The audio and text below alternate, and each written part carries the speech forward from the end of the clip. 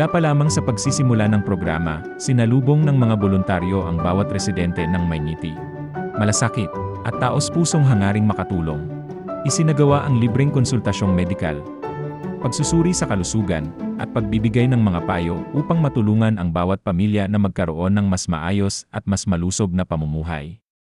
Magandang hapon sa lahat. So, we invited the Kaakap membership to join our preparation for crusade. We give the Kaakap membership gave us this opportunity to serve the barangay here, Batas Dao.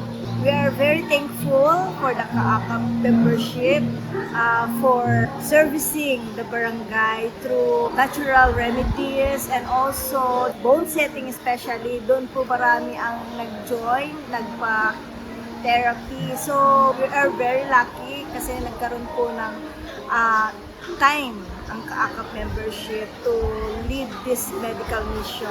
Hopefully, every year with Kaakap group will join us every year with our mission in medical. Yan. Thank you so much po sa inyong lahat.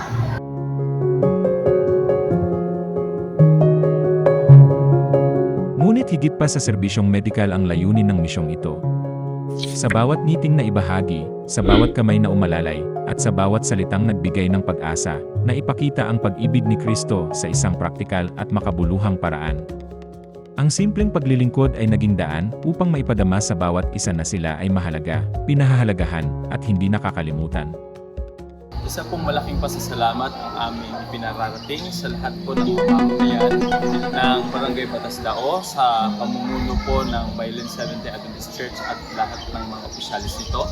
Isa pong kagalakan sa aming puso na makapaglingkod, lalo na po sa mga taong nangangailangan sa medical, dental, at sa kung ano-ano pang mga nai-offer ng ating Kaakap group.